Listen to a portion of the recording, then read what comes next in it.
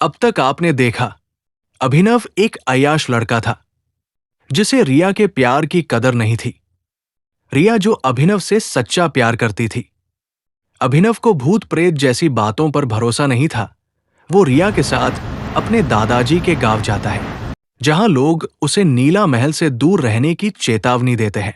लेकिन अभिनव आधी रात को उस महल जाता है जहां उसे नीता मिलती है, और तभी वहां अचानक तेज बारिश आ जाती है। अब आगे। और दोनों भागते हुए महल के अंदर चले जाते हैं। अभिनव महल के अंदर आते ही महल को चारों तरफ से अच्छे से देखता है।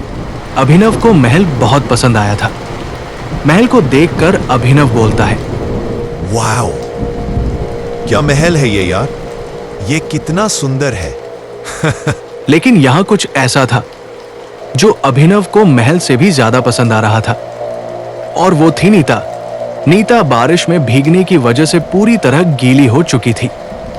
बारिश का पानी टप टप कर उसके बदन से गिर रहा था, जो उस वक्त नीता की खूबसूरती और आकर्षण में चार चांद लगा रहा था। अभिनव नीता को नीचे से ऊपर तक घूर घूर के देख रहा था। नीता भी अभिनव द्वारा ऐसे देखे जाने पर हल्की मुस्कुराहट के साथ नजरें झुकाकर खड़ी थी और शर्मा रही थी। अभिनव से अब और रहा नहीं गया। वो मौका देखते ही नीता के करीब आता है और उसके करीब जाकर बोलता है, तुम्हारे जितनी खूबसूरत लड़की मैंने आज तक नहीं देखी।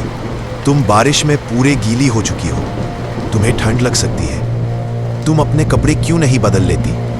वैसे भी ऐसे गीले कपड़ों में तुम बहुत ज्यादा हॉट लग रही हो।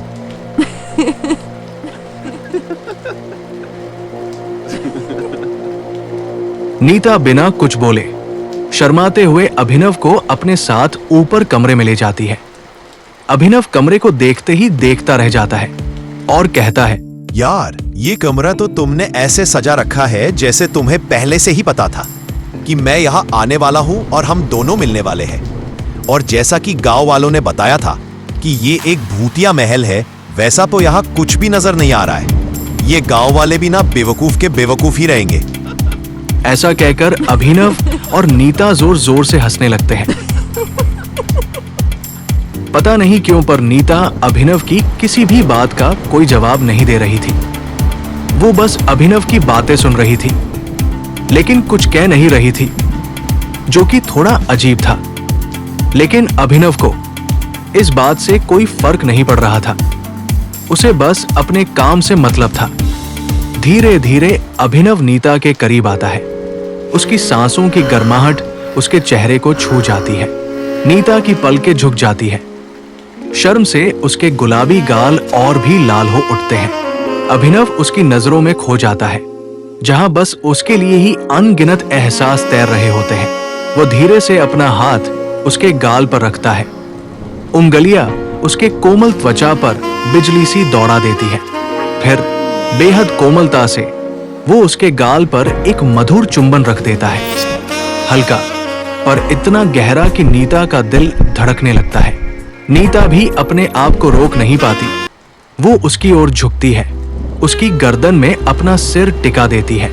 अभिनव उसे अपनी बाहों में भर लेता है और वे दोनों एक दूसरे की गर्माहट में खो जाते हैं। चारों ओर बस उनकी सांसों की आवाज और दिलों की धड़कनें गूंजने लगती हैं। हवा में प्यार की मिठास घुल जाती है और उस पल में समय जैसे थम सा गया हो। बस वे दोनों और उनके बीच बिना कहे गए वो सारे वादे जो उनकी आंखों ने एक दूसरे से किए। रिया की नींद आधी रात को खुलती है। रिया उठती है और देखती है कि अभिनव कमरे में नहीं है। अगली सुबह वो अभिनव से पूछती है, अभिनव, कल रात को मेरी नींद खुली तो मैंने देखा कि तुम कमरे में नहीं हो। मैंने बाहर भी देखा पर तुम कहीं भी नहीं थे। कहाँ गए थे तुम? वो रिया, वो मैं तो कल रात को, हाँ, मुझे नींद नहीं आ रही थी तो बाहर थोड़ी ताजी हवा खाने चला गया था और सोचा नीला महल भी देख लूं, तो वही देखने गया था। रिया अभिनव से चौंक के पूछती है, तुम सच में नीला महल गए थे? वहां कौन मिला? महल कैसा दिखता है? और हाँ, कोई भूत प्रेजेंस फील हुई? अरे नहीं रिया, वहां तो कोई भूत नहीं मिला, बल्कि वो महल तो बहुत खूबसूरत है। वहां की हर चीज खूबसूरत है। मैं न कहता था भूत जैसे कोई चीज होती ही नहीं है। अभिनव, मुझे भी वो महल देखना है। चलो प्लीज, कल रात तुम चुपके गए थे, अब मुझे भी साथ ले चलो। ठीक है, फिर मुझे मत कहना मैंने तुम्हें डरा दिया। तैयार हो जाओ, नीला महल का असली राज देखेंगे। अभिनव और रिया दोनों नीला महल के लिए निकल जाते हैं। अभिनव और रिया महल के अंदर पहुंचकर देखते हैं तो वहां कोई भी नहीं था। अभिनव और रिया अपने चारों ओर देखने लगते हैं। तभी नीता कमरे से निकलकर बाहर आती है। रिया नीता को देखकर चौंक जाती है। वहीं अभिनव नीता को देखकर खुश हो जाता है। नीता आते ही रिया को अनदेखा करके अभिनव से बातें करने लगती है। अभिनव चुपचाप नीता की बातें सुन रहा था, मानो जैसे नीता ने अभिनव पे कोई जादू कर दिया हो। तभी रिया की नजर नीचे जाती है। वो देखती है कि नीता की परछाई नहीं है। अभी अभिनव को बुलाती है। तब भी नीता अभिनव को अपनी ओर आकर्षित करने लगती है और अभिनव को अपने साथ कमरे में ले जाती है। रिया अभिनव को रोकने की लाख कोशिश करती है, मगर अभिनव नीता के साथ कमरे में चला जाता है। रिया अपने प्यार को बिखरता देख वही जमीन पर गिर जाती है और फुट फूट कर रोने लगती है। आज रिया की बच्ची खुशी आज भी खत्म हो गई थी। उसे लगता था कि अभिनव को एक दिन रिया का प्यार दिखेगा, लेकिन आज रिया की ये उम्मीद भी खत्म हो गई। रिया ये सब सोच के रो ही रही थी, तभी अंदर से अभिनव की बहुत तेज चीखने की आवाज आती है। रिया भागकर कमरे में जाती है और देखती है अभिनव मर चुका और नीता अपने असली रूप यानी कि चुड़ैल के रूप में आ चुकी थी। नीता रिया की तरफ देखती है और कहती है, ऐसे लड़कों का यही अंजाम होना चाहिए। अगर बरसों पहले मैंने ऐसा कर दिया होता तो मेरे साथ वो सब ना होता जो हुआ।